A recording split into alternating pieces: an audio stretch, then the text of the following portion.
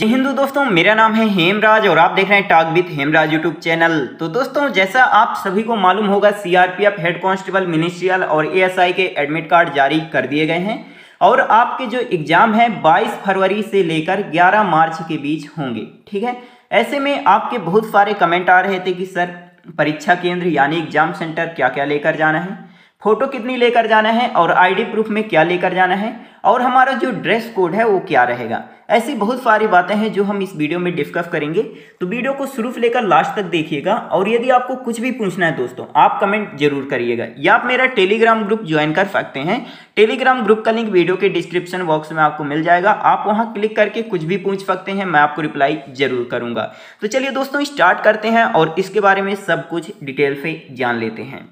तो हमारा मेन पहला डॉक्यूमेंट है दोस्तों एडमिट कार्ड। एडमिट कार्ड के बिना आपको एग्जाम सेंटर पर एंट्री नहीं मिलेगी, तो आपको एडमिट कार्ड जरूर निकलवा लेना है।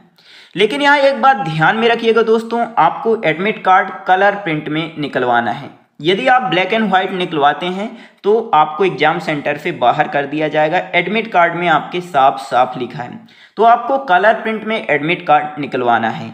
और एक बात ध्यान से सुनिए, आपको 2 कॉपी एडमिट कार्ड की ले जाना है और दोनों कलर प्रिंट होनी चाहिए। यदि आप ब्लैक एंड व्हाइट ले जाते हैं तो फिर रिजेक्ट कर दिया जाएगा। आप इस बात को ध्यान में रखिए दोस्तों, ब्लैक एंड व्हाइट तो आपको निकलवाना ही नहीं है। ठीक है, तो पहली बात आपको एडमिट कार्ड लेकर जाना है। एडमिट कार्ड आपके कलर प्रिंट में होनी चाहिए। 2 कॉपी आपको एडमिट कार्ड की लेकर जाना है। ठीक है, बात हुई क्लियर। और A4 साइज के पेज में एडमिट कार्ड निकलवाना है। ठीक है, इसके अलावा यदि आपको कुछ भी डाउट होता है आप कमेंट जरूर करिएगा। इसके बाद सेकंड डॉक्यूमेंट है दोस्तों पासपोर्ट साइज फोटो। कुछ इस प्रकार की आपको फोटो लेकर जाना है और कम से कम आपको 2 फोटो तो जरूर लेकर जाना है। मैं तो यही कहूँगा, यदि आपके पास 3 से 4 फोटो हों तो आप 3 से 4 फोटो लेकर जाइए, कहीं भी ज़रूरत पड़ सकती है। लेकिन यदि आप 1 फोटो लेकर जाते हैं तो फिर आपको दिक्कत हो सकती है। ठीक है, तो आपको कम से कम दोस्तों 2 फोटो तो जरूर लेकर जाना है।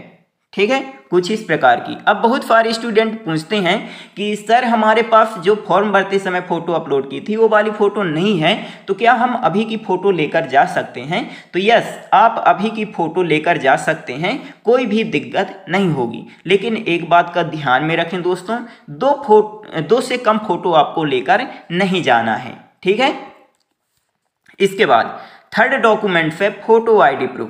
फोटो आईडी प्रूफ के तौर पर आप क्या क्या लेकर जा सकते हैं दोस्तों? Aadhaar card, PAN card, voter ID, driving licence, passport, ये सब आप लेकर जा सकते हैं। लेकिन यहाँ एक बात ध्यान में रखें दोस्तों, जो भी आप फोटो आईडी प्रूफ लेकर जा रहे हैं वो एकदम ओरिजिनल होना चाहिए। जीरोक्स कॉपी नहीं चलेगी, फोटो कॉपी नहीं चलेगी। ठीक है, जो भी आप फोटो आईडी प्रूफ लेकर जा रहे हैं वो एकदम ओरिजिनल होना चाहिए। यदि आप आधार कार्ड लेकर जा रहे हैं तो ओरिजिनल होना चाहिए, पैन कार्ड लेकर जा रहे हैं तो ओरिजिनल होना चाहिए, ड्राइविंग लाइसेंस लेकर जा रहे हैं तो ओरिजिनल होना चाहिए, वोटर आईडी लेकर जा रहे हैं तो ओरिजिनल होना चाहिए। मतलब मेरे कहने का मतलब ये है कि जो भी आप फोटो आईडी प्रूफ लेकर जा रहे हैं वो एकदम ओरिजिनल होना चाहिए, फोटो कॉपी नहीं चलेगी, जीरोक्स कॉपी नहीं चलेगी। ओके, इसके बाद आपको एडमिट कार्ड में क्या क्या भरना है? तो देखिए दोस्तों, आपको एडमिट कार्ड में कुछ भी नहीं भरना, कुछ भी छेड़खानी नहीं करना। आपके एडमिट कार्ड में साफ साफ लिखा है दोस्तों, रिक्त स्थान को परीक्षा कक्ष में प्रवेश करने के बाद ही आपको बोला जाएगा, तभी भरना है। ठीक है, यदि आप एग्जाम हॉल में प्रवेश होने के पहले आप भर देते हैं इसको तो फिर आपको प्रवेश नहीं दिया जाएगा। आप इस बात को ध्यान में रखिएगा। ठीक है, वहाँ जो परीक्षा केंद्र में एग्जाम सेंटर में निरीक्षक होते हैं, इन्विजिलेटर होते हैं, तो उनके सामने आपको ये भरना पड़ेगा। ठीक है, आप इस बात को ध्यान में रखिएगा दोस्तों। तो आप ऐसा कोई भी रिस्क ना लें जिससे आपको एग्जाम सेंटर से बाहर होना पड़े। ठीक है, तो आपको कुछ भी नहीं भरना है दोस्तों, और यदि भरना भी पड़ेगा तो ज़्यादा टाइम नहीं लगेगा, 1-2 मिनट में आप पूरा ये भर लेंगे एडमिट कार्ड। ठीक है, तो वहाँ पास ही आपको भरना है, घर से भर के नहीं ले जाना है। ठीक है, इसके बाद आपको क्या क्या लेकर जाना है? तो देखिए, मास्क, यदि मास्क लेकर जाना है तो ले जाइए, नहीं लेकर जाना तो मत ले जाइए, है ना। वैसे एडमिट कार्ड में नहीं लिखा कि आपको मास्क लेकर जाना है ना। इसके बाद दोस्तों आपको पेन लेकर जाना है, ब्लू पेन लेकर जाना है, ब्लैक पेन नहीं लेकर जाना, ब्लू पेन आपको लेकर जाना है और कुछ इस प्रकार की ट्रांसपेरेंट पेन आपको लेकर जाना है, ठीक है, जिसके आर पार देखा जा सके, कुछ इस प्रकार की आपको पेन लेकर जाना है।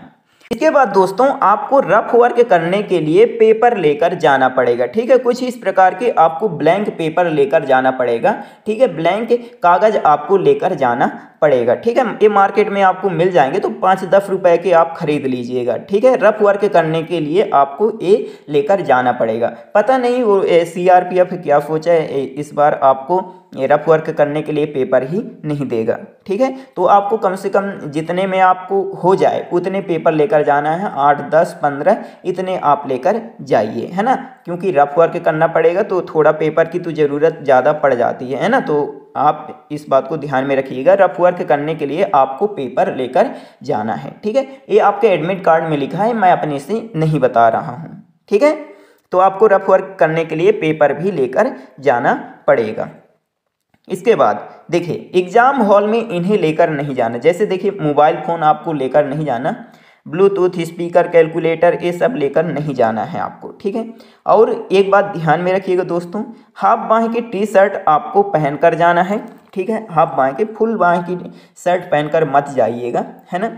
इसके बाद दोस्तों आपको स्लीपर या सैंडल पहनकर जाना है, शूज पहनकर मत जाइए, आपको ही दिक्कत होती है, ठीक है। यदि आप शूज पहनकर चले जाते हैं, जूता पहनकर चले जाते हैं तो बाहर ही उतारना पड़ जाएगा, इसलिए आपको किसी भी प्रकार की दिक्कत का सामना ना करना पड़े, इसलिए आप स्लीपर या सैंडल पहनकर जाइएगा, कोई भी परेशानी नहीं होगी, ठीक है।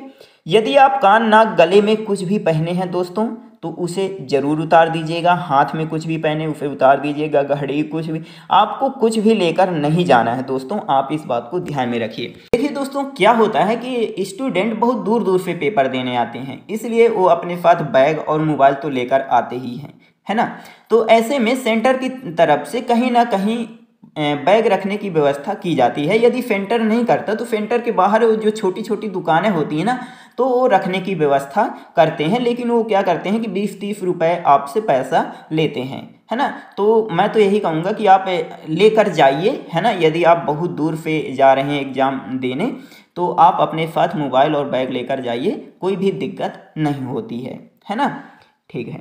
इसके बाद एक्स्ट्रा डॉक्यूमेंट आपको क्या लेकर जाना है, तो देखिए दोस्तों आपको एक्स्ट्रा डॉक्यूमेंट में 10th क्लास की मार्कशीट लेकर जाना है, ठीक है, 10th क्लास की मार्कशीट लेकर जाना है। अब ये क्यों लेकर जाना है उसके बारे में भी मैं आपको बता देता हूँ। मान लीजिए यदि आप आधार कार्ड लेकर जा रहे हैं और आधार कार्ड में आपकी डेट ऑफ बर्थ गलत लिखी हुई है, तब आपको 10th क्लास की मार्कशीट की ज़रूरत पड़ सकती है, इसलिए आपको 10th क्लास की मार्कशीट लेकर जाना पड़ेगा, ठीक है, जाना चाहिए, ओके। मान लीजिए यदि आप पैन कार्ड लेकर जा रहे हैं, पैन कार्ड में आपकी डेट ऑफ बर्थ गलत है, तब आपको 10th क्लास की मार्कशीट की ज़रूरत पड़ सकती है, इसलिए आपको 10th क्लास की मार्कशीट लेकर ज़रूर जाना चाहिए, ठीक है, ये मैं अपनी तरफ से बता रहा हूँ, ठीक है दोस्तों। तो ये रही थोड़ी सी जानकारी, और यदि आपको कुछ भी पूछना है तो आप कमेंट जरूर करिएगा। मिलते हैं अगले वीडियो में, तब तक के लिए जय हिंद, जय भारत।